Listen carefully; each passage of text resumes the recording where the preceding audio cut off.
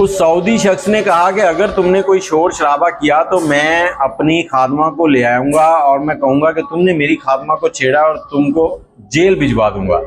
अस्सलाम वालेकुम, कैसे हैं आप लोग। आज मैं आपको अता नुमान उनकी एक स्टोरी सुनाता हूं और स्टोरी सुनाने की असल वजह यह है कि इंडिया की एक फिल्म पिछले दिनों आई है जिसमें एक शख्स हिंदुस्तान जाता है और उसको जो वीज़ा मिलता है वो बकरियां चराने का मिलता है और उसके साथ बड़ी ज्यादती होती है।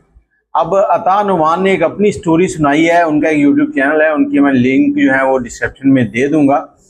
तो वो सुना रहे हैं कि वो सऊदीया गए तो वो एक एसियों की दुकान के ऊपर काम करते थे। उनका जो मुदीर था उसने उनको एक दिन एक सऊदी के घर भेजा कि उसका एसी जो है वो ठीक करके आओ। अता नुमान कहते हैं कि मेरे साथ एक इंडियन था और हम दोनों उसके घर पहुंचे। घर पहुंचकर हमने सीढ़ी लगाई, जब एसी को देखा तो एसी बहुत गंदा था। अब मैंने उस सऊदी को बुलाया और उसे कहा कि इसके 65 रियाल जो हैं वो लगेंगे, इसकी सर्विस हो जाएगी, इसको धोना पड़ेगा नीचे उतार के। अब सऊदी ने कहा कि इसको नीचे उतारो, 50 रियाल ले लो, मैं तुम्हारे मुदीर से बात करता हूँ। अब अता नुमान ने कहा कि देखें, जब मैं कहीं काम पे जाता हूँ तो वहाँ पर मुदीर भी मैं ही होता हूँ, सब कुछ मैं ही होता हूँ, जो मैंने कहा वही होगा। आप पहले भी हमसे करवाते हैं और पिछले पैसे भी आपकी तरफ रहते हैं, आपने अब तक दिए नहीं है। अब सऊदी जो था उसको जैसी ये बात कही कि आपके पिछले पैसे भी रहते हैं तो उससे बड़ा गुस्सा आया और उसने गुस्से में मेरी तरफ देखा और देखकर एक प्लास जो हमारा ही पड़ा था वो उठाकर मेरी तरफ घुमा दिया। अब मेरी किस्मत अच्छी थी कि मैंने ऐसे सर हिलाया तो वो प्लास यहाँ से ना हल्का सा टच होकर निकल गया। जैसे ही वो निकल गया मैं नीचे उतरा हूँ, मुझे बड़ा गुस्सा आया हुआ, मैं उस सऊदी की तरफ बढ़ा हूँ तो उसके नजदीक गया हूं तो उसने मुझे थप्पड़ दे मारा। अब थप्पड़ मारा तो मेरा गुस्सा और बढ़ चुका था। मैं उसकी तरफ बढ़ने ही वाला था तो वो अंदर से अपनी खादमा को आवाज देता है। जैसे ही उसकी खादमा जो है नौकरानी वो सामने आती है तो कहता है अगर तुमने यहाँ कोई शोर शराबा किया तो मैं साफ कह दूंगा कि तुमने मेरी खादमा के साथ छेड़छाड़ की थी। परदेसी बंदा इतनी बात सुनकर घबरा जाता है और मेरे साथ जो हेल्पर था वो इंडियन था और इंडियन जो है ये वैसे भी थोड़े से कम दिल वाले होते हैं, जल्दी स्टैंड नहीं लेते। मतलब कुछ भी हो जाए वो कहते हैं ठीक है काम चलाओ, पैसे कमाओ। और दूसरा हमारी मजबूरियां भी ऐसी हैं कि हमने वहां मेहनत मजदूरी करनी है, अगर कोई थोड़ा बहुत मसला भी हो गया तो खरूज लग जाएगा या कोई और वजह बनेगी, नौकरी से हाथ धोना पड़ जाएगा तो फिर दोबारा नौकरी ढूंढना मुश्किल हो जाता है। तो उसने खामोशी से बाहर निकलने का इरादा किया और मुझे भी धक्के देकर उस सऊदी ने घर से निकाल दिया, दरवाजा बंद कर दिया। हमारी सीढ़ी भी अंदर पड़ी है, बाकी जो किट थी सामान की जो एसी खोलने की वो भी अंदर ही पड़ी थी। अब वो सारा सामान अंदर पड़ा है, मैं बाहर निकला हूं तो मैंने उस लड़के को कहा कि मैं इसके ऊपर केस करूंगा, इसने मुझे थप्पड़ क्यों मारा। इतनी बात मैंने की, मैं गुस्से में बड़बड़ा रहा हूं तो उस लड़के ने मुदीर को वर्कशॉप में फोन कर दिया। उसे कहा कि अता जो है ये केस करने का कह रहा है, इस तरह से ना हमारी उसके साथ लड़ाई हुई थी। उसने कहा फोन अता को दो। अता को फोन दिया तो उसने कहा कि तुम जल्दी से दुकान पर आ जाओ, तुमने कहीं नहीं जाना, यहाँ आओ फिर बात करते हैं। अब जो इनका मुदीर था वो भी इंडियन ही था और इनकी वर्कशॉप जो थी उस पर ज्यादा लोग इंडियन थे और ये सिर्फ अकेला जो था ये पाकिस्तानी था। और उस मार्केट के अंदर जितनी भी दुकानें थी वहां पर पाकिस्तानी, इंडियन, बांग्लादेश के लोग जो है वो काम करते थे। जैसे ही वो दुकान पर पहुंचा तो मुदीर ने इसको समझाना शुरू कर दिया कि तू केस करेगा, तेरा खरूज लग जाएगा, तेरे साथ ये हो जाएगा, तेरे साथ वो हो जाएगा, तुझे यहां से निकाल देंगे, केस बहुत लंबा चलेगा, तेरा बहुत खर्चा हो जाएगा। तो ये कहता कि मेरे दिमाग में एक ही बात फंसी हुई थी कि इसने मुझे थप्पड़ मारा है, मैं केस करूंगा। और मार्केट के लोगों ने भी मुझे समझाया कि तू केस ना कर, तेरा यहाँ कुछ नहीं बनेगा और तू उल्टा ख्वार हो जाएगा और जलील होगा, क्योंकि ये सऊदी है, ये अपने बंदे का ज्यादा ख्याल रखते हैं। लेकिन मेरे दिमाग में एक ही बात फंसी हुई थी कि मैंने केस करना ही करना है। मैंने उनसे कहा कि मैं केस करने जा रहा हूं। तो जैसे ही मैं वहां से निकला हूं तो मैंने निकलते ही अपने कफील को फोन किया। अब कफील को जब फोन किया तो उसने कहा क्या हुआ, तो मैंने कहा इस तरह से ना एक सऊदी ने मुझे ना थप्पड़ मारा है और मुझे प्लास मारा है। अब उसने कहा फिर तुम क्या चाहते हो, कहता मैं चाहता हूं कि मैं उस पर केस करना चाहता हूं। अब कफील ने कहा कि देखो मैं थाने तो नहीं आ सकता, मैं कहीं दूर हूं, मसरूफ हूं और मेरी तरफ से इजाजत है, जो तुम करना चाहो कर सकते हो। तो मैं पहुंच गया थाने। थाने पहुंचने से पहले मैंने अपने एक दोस्त को फोन किया था, वो भी सऊदी था, उससे मेरी अच्छी गपशप थी, उसके घर भी एसी वगैरह ठीक करने जाता था। उसने कहा कि तुम थाने में चले जाओ, वहां पर फलां शख्स है, उससे मुलाकात करना, वो तुम्हारी बात सुन लेगा। जब मैं थाने पहुंचा हूं तो वो शख्स जो है उसको पहले से फोन आ चुका था, तो उसने मुझे एक पेपर दिया। मैंने कहा ये क्या है? उसने कहा जी आप इसका मेडिकल करवा के लाएं। तो मैंने कहा कि ये मेडिकल, इसका क्या मेडिकल करवाऊं, आपके सामने है। उसने कहा नहीं ये जरूरी है। तो मैं पहुंच गया डॉक्टर के पास, क्लिनिक जो उन्होंने एड्रेस दिया था वहां पहुंचा हूं। तो वहां पर कुछ मिस्र के थे, कुछ दूसरे मुल्कों के डॉक्टर थे। उनको जब मैंने कहा कि मेडिकल करवाना है तो उन्होंने मेरे ऊपर तंज करते हुए कहा कि तुम्हारी तो पूरी बॉडी का मेडिकल लिख देंगे, इतने खराशें डाल देंगे कि वो बच नहीं पाएगा, तुम जितना जुर्माना कहोगे उससे वसूल कर सकोगे। मैंने कहा नहीं, आप मुझे ये झूठ नहीं लिखना, मुझे सिर्फ वही लिखना है जो है, तो आप ये मेडिकल बनाएं। उन्होंने बहुत देर तक मुझे समझाते रहे, लेकिन मैं अपनी जिद पे अड़ा हुआ था कि मैंने मेडिकल करवाना ही करवाना है, मैं केस करूंगा। आखिरकार उन्होंने मेडिकल बना दिया, स्टैंप लगा के दे दी। और इससे पहले, इन डॉक्टरों के समझाने से पहले, जो काउंटर पर बंदा बैठा हुआ था उसने भी जब पूछा कि किस पे केस करना है, जैसे ही सऊदी का नाम आए तो वो फौरन अपने बंदे की सपोर्ट के अंदर मुझे दलाइल दें, मुझे समझाना शुरू कर दें।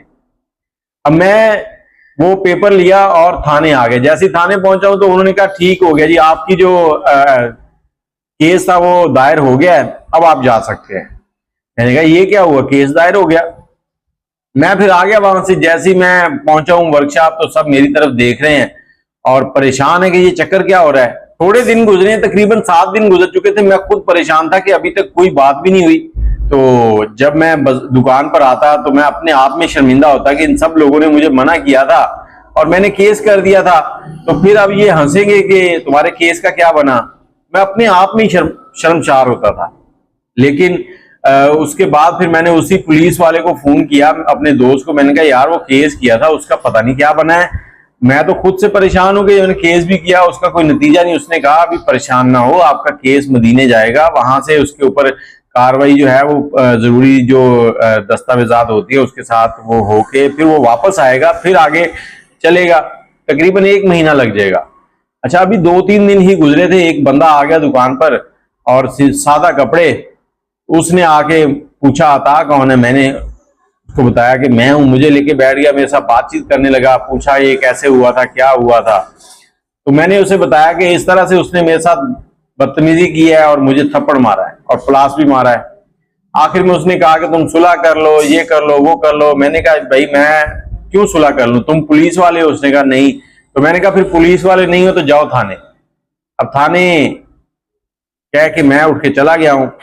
हर रोज कोई ना कोई नया बंदा आता था, हर रोज कोई ना कोई नया बंदा आता था सुलह के लिए। और जो हमारा दुकान वाला मुदीर था वो परेशान हो गया कि ये क्या चक्कर है, यहाँ लोग आते हैं, लोग बातें करेंगे, हमारी दुकान के गाहक खराब हो जाएंगे कि ये सऊदियों के ऊपर केस करते हैं।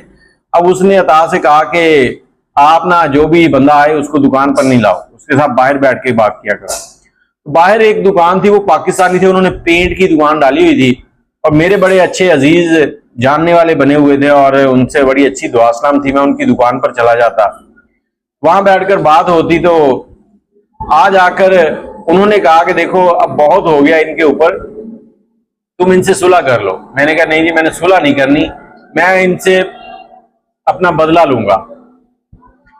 तो कुछ दिनों के बाद मुझे फोन आ गया उसी पुलिस वाले का। उसने कहा कि अता बड़े बंदे आ रहे हैं तुम्हारे पास सुलह के लिए, बड़ी बातचीत चल रही है तुम्हारे साथ। तो मैंने उसे बताया कि ऐसे ही है जी, वो बहुत से लोगों को लेके आ रहा है, मामला क्या चल रहा है। उसने बताया कि मामला ये चल रहा है कि इस बंदे के ऊपर केस जो है वो शुरू हो चुका है। अब इसको 1 महीने का टाइम मिला है पुलिस की तरफ से भी और जहां ये नौकरी करता था वहां से भी, क्योंकि इसकी जो कंपनी है वो किसी भी क्रिमिनल रिकॉर्ड रखने वाले बंदे को नौकरी नहीं देती। और उसने कहा कि पुलिस वाले ने कि तो अता तुम्हें पता है तुमने किस पे केस किया है? उसने कहा जी मुझे नहीं पता, मैं तो उसके घर काम करने गया था। कहता ये बंदा जो है मेरी बीवी की बहन का शौहर है, मतलब इसका ससुर और मेरा ससुर जो है वो एक ही बंदा है। और मैं तुम्हें ये बता रहा हूं कि अगर कभी मैं आ जाऊं ना कि सुलह कर लो, तो तुमने मेरे कहने पे सुलह नहीं करनी, जो तुम्हारा दिल करे वो करना है। अब मैं थोड़ा हौसला भी बढ़ गया और मुझे हिम्मत भी हुई कि इतने अच्छे लोग भी होते हैं सऊदीया के अंदर। आखिरकार मार्केट और सबने प्रेशर डाला और कहा कि पैसे लो। और वो हाजी साहब जिनकी दुकान पे हम बैठते थे वो कहते थे पैसे नहीं लेने। अब मार्केट वाले कहते थे अगर पैसे ना दिए तो सब कहेंगे कि अता की गलती है। तो मैंने हाजी साहब से कहा कि हाजी साहब मार्केट वाले ऐसे कहते हैं, पैसों के बगैर काम नहीं चलना। तो मैंने 5,000 जो है उनसे मांगा। आखिर में वो कुछ बीच में बंदे डालते डालते कभी किसी ने कुछ कम करवा लेना, किसी ने कुछ करते कराते जी वो 2500 तक बात जो है वो तय हो गई। फिर उसको साथ लिया, उसने 2500 दिए, थाने गए, वहां से केस खारिज किया। तो ये सारी कहानी उन्होंने सुनाई। उन्होंने बताया कि देखें, अगर आप लोगों के साथ कुछ भी गलत होता है और आपने उसका गलत जवाब नहीं दिया तो आपको चाहिए कि आप थाने कचहरी तक जाएं। हम लोग वहां डर जाते हैं कि हम पराए देश में बैठे हैं, तो यहाँ पर हमारी कौन सुनेगा। और रही बात वो जो इंडियन फिल्म है जिसमें वो बंदा जाता है, 20-25 साल वहीं गुजरते हैं, घर पैसे भी नहीं पहुंचते, उससे जबरदस्ती काम भी करवाते हैं सऊदी। तो वहां पर अच्छे सऊदी भी हैं, बुरे भी हैं, दोनों तरह के लोग जो हैं वो पाए जाते हैं। अब आपका वास्ता किन से पड़ा है या आपका वास्ता किन से पड़ता है वो जरूर बताइएगा। बस उसको थप्पड़ लगा, उसने अपने थप्पड़ का बदला लिया, अदालत तक गया, वो किसी से डरा नहीं, उसने अल्लाह से मदद मांगी और अल्लाह ने उसकी सुनी और उसको ऐसे ऐसे वसीले बना दिए कि वो बंदा कामयाब हो गया। अब ये सारी स्टोरी उन्होंने सुनाई। उन्होंने बताया कि जब आप परदेश में आते हैं तो बहुत सारे आपके ऊपर जिम्मेदारियां होती हैं, घर की जिम्मेदारियां होती हैं, तो आपने इन जिम्मेदारियों को भी निभाना होता है और अपनी इज्जत नफ्स का भी ख्याल रखना होता है।